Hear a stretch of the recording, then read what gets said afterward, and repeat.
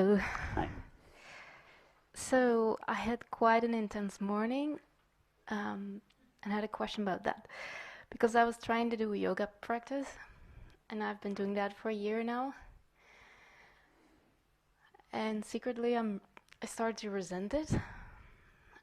And this morning, I felt why, because I'm giving it this moral charge, all the instructions as if they are moral imperatives almost. And I see I do that also with other practices, and I was wondering how else I can see it.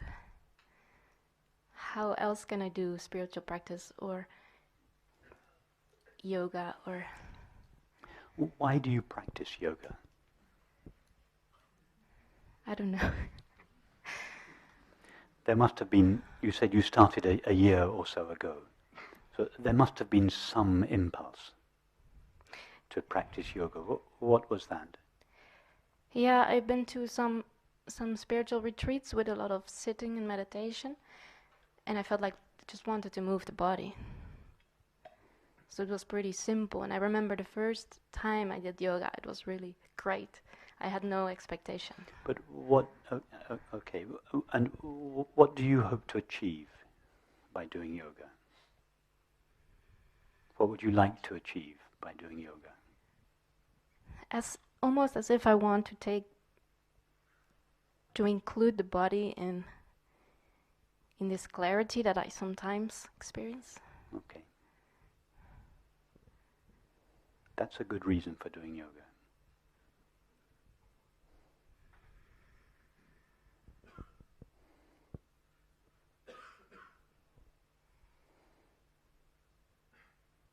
Because often our experience of the body is left out of our spiritual practice. But you then said you do various other spiritual practices. You don't need to tell us what they are particularly, but why do you do them? And please don't misunderstand me. I have nothing against yoga or spiritual practices. I'm just interested in why you do them.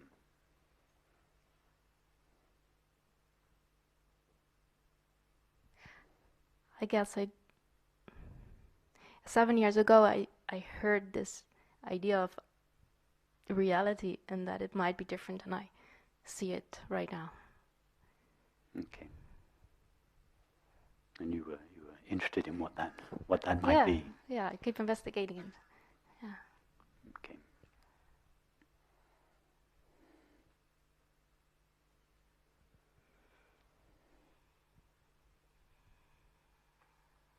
So would you agree that your experience now is real? Yeah. It seems like it. Could you describe an unreal experience to us? What would an unreal experience be? Like a dream? But when you have a dream, is your dream not real? Is it not a real dream? There's reality to your dream. Yeah. There's a real experience. There's a real experience. What would an unreal experience be? I can't imagine. I can't imagine. Even the most extraordinary experience would still be a real experience. And if we are having an experience, we are, by definition, experiencing its reality. Let me elaborate what I mean by that. Let's say we're watching TV, we're watching a movie, and in the movie there's a landscape. This is just a relative analogy that I'm making. So the landscape is not a real landscape. Yeah, it's an illusion. There's no real landscape there. But even though the landscape is an illusion, it has a reality to it. Something is there. Yeah, when you go and touch the landscape, you don't find fields and trees and sky. Yeah. What do you find? Relatively speaking, it's not a trick question.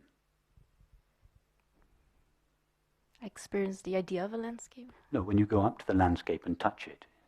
Oh, like a screen. You touch the screen. In other words, in this analogy, the landscape is an illusion. It's not real. But there is something about it. It's not a real landscape. But there is something about the landscape that is real.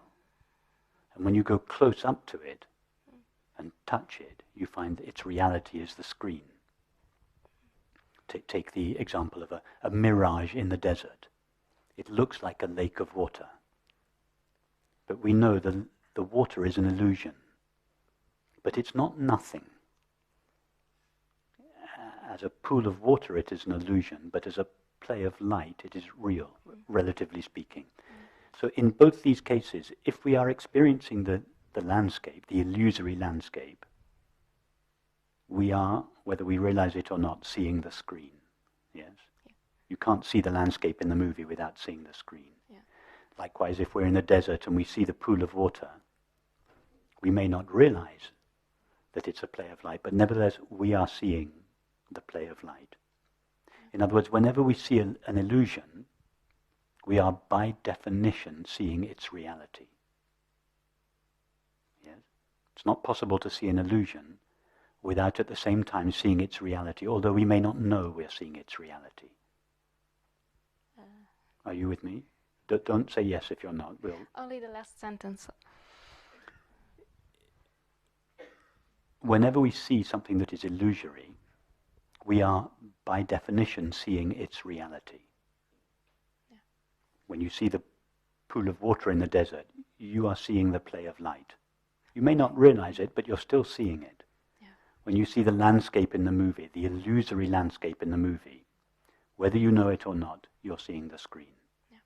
So whenever we see an illusion, we are seeing its reality, by definition. Seeing it for what it is. We may not realize we're seeing it, but we're seeing it. When we look at the landscape, we see the screen.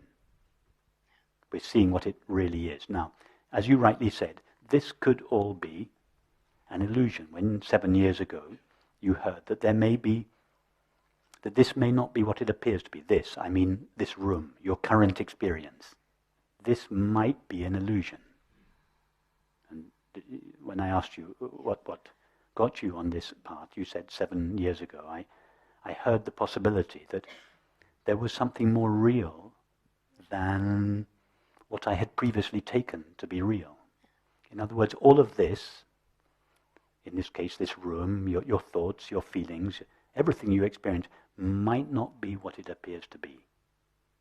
It might not be made out of stuff called matter, separate from yourself, etc. But even if it is an illusion, you are by definition seeing or experiencing its reality. Yes? So now look at your current experience, the sensation of your hand on the mic, the sound of my voice, the sight of this room, whatever thoughts and feelings you're having. They may all be an illusion. You may be dreaming now. We can't be sure that we're not dreaming now. But even if we are dreaming, there is a reality to that dream.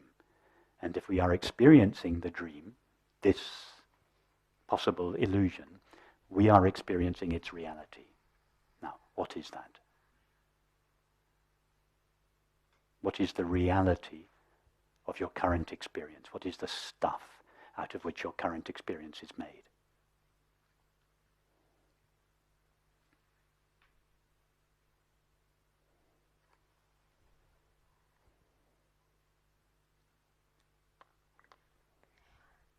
There seems to be aliveness.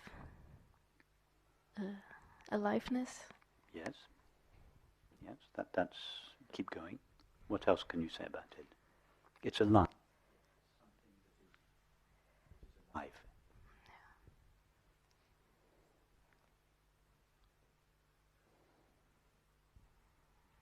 If you were to try to touch the stuff your current experience is made of, take the sound of my voice. Yeah, the sound of my voice is not nothing, is it? It's not a blank, empty void. Something is there. Yeah. Now, if you try to touch that stuff, I don't mean touch it with your hand, but try to taste the stuff it is made of. What is there?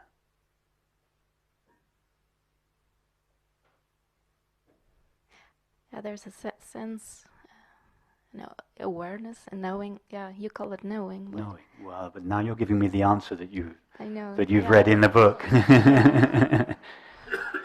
Yeah. Okay, let me ask you the question the other way round. Okay, let's start with a sound. So is there anything, in your experience, is there anything to a sound other than the experience of hearing? No.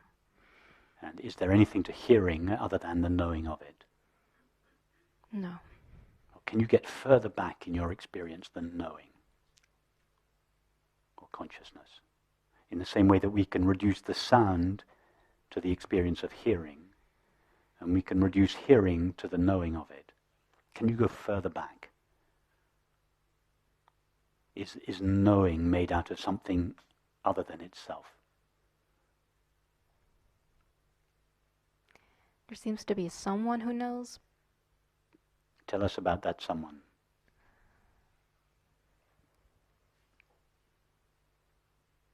But I can't point to it.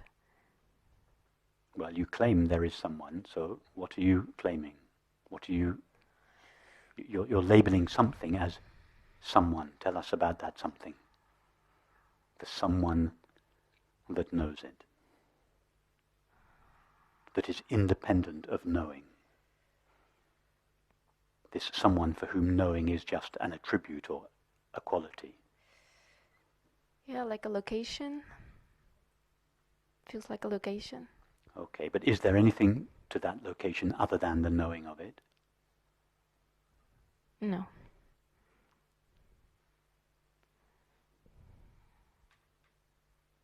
So tell us more about this someone.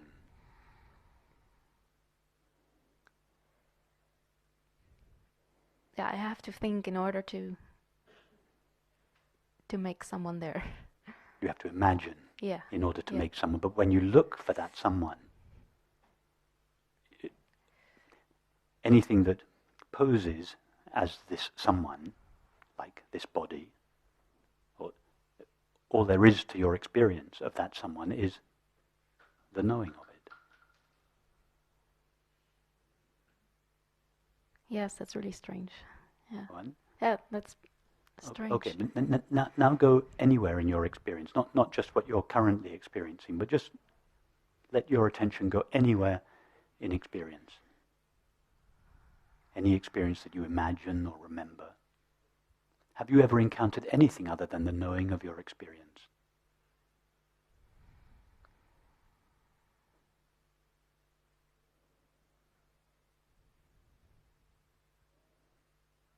No. Could you ever encounter anything other than the knowing of your experience? I don't think so.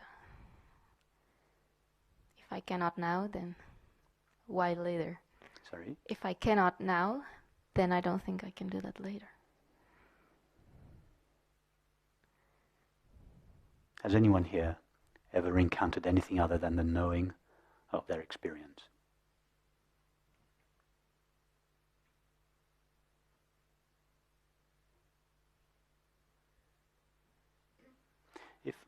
If all that is ever known is the knowing of experience, in other words, if knowing or consciousness is the only stuff that is ever experienced, how can we legitimately claim the existence of anything apart from consciousness? Can anyone here point to something that takes place outside the field of consciousness?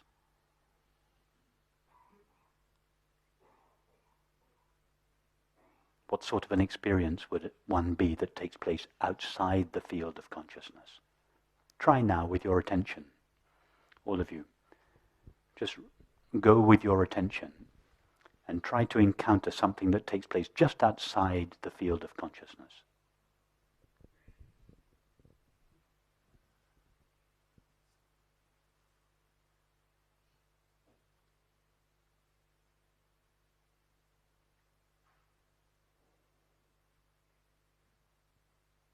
So coming back now to your original question, what is What is the reality, the substance, the stuff out of which your experience is made? Don't answer the answer that you know that I want to hear or that you read in a book. Answer from your experience now. Just your simple, ordinary, current, direct, intimate experience. What is the stuff your current experience is made of?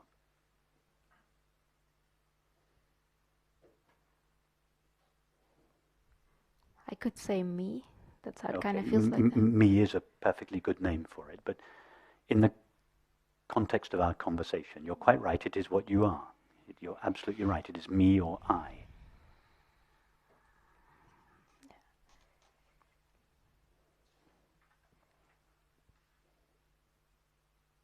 The knowing.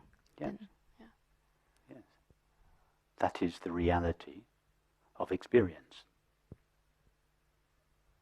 Now, for how many years do you need to practice yoga or meditation for this to become clear? No time.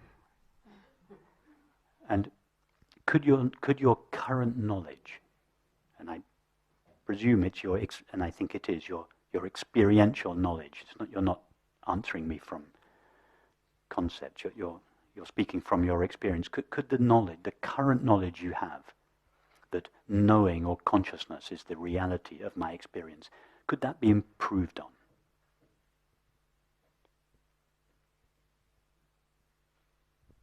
No.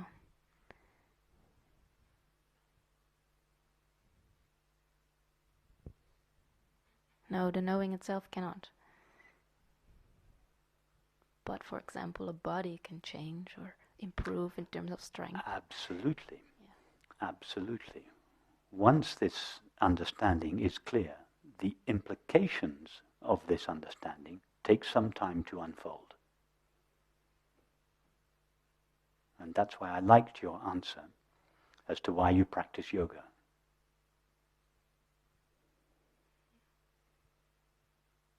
Because you said you wanted to include the body in your exploration. So yes, you're absolutely right. It is valid to practice yoga in order to include in order to live the implications of this understanding at all levels of experience, not just the way we think, but the way we feel and sense and perceive and act and relate.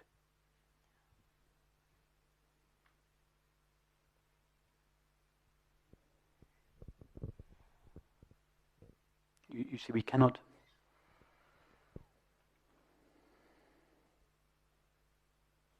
approach who we are. We are already who we are. We can lose beliefs and feelings about ourselves. We can shed ideas that are not true, but we cannot become something that we are not already.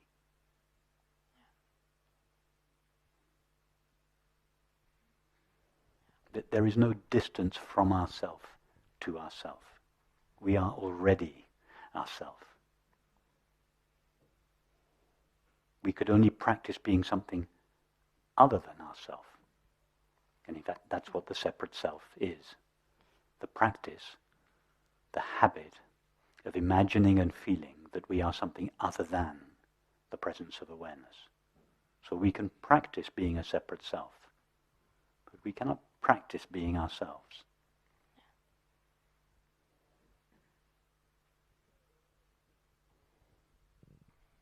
So I guess the resentment in the yoga is somewhere feeling that, moving away from. I think your resentment at the yoga came from an intuition in you that we have just formulated. An intuition that you were trying to undertake some activity with your mind and body that would somehow bring you closer to yourself. And although you couldn't formulate it to yourself and explain it to yourself in the way we have done in this last 10 minutes, your intuition, your frustration, your resentment came from the intuition that you were somehow going in the wrong direction. You were trying to become, through discipline, what you always and already are. So your resentment was spot on. Now, that doesn't mean that you should necessarily stop practicing yoga, but you must upgrade your reasons for doing so. When you practice yoga, you start as the presence of awareness. And you allow your postures or your movements to unfold within yourself. You don't stand as a body or a mind and try to become the presence of awareness. You start there. You don't finish there. That makes all sense, yeah. And just that will transform your yoga practice. Thank you so much.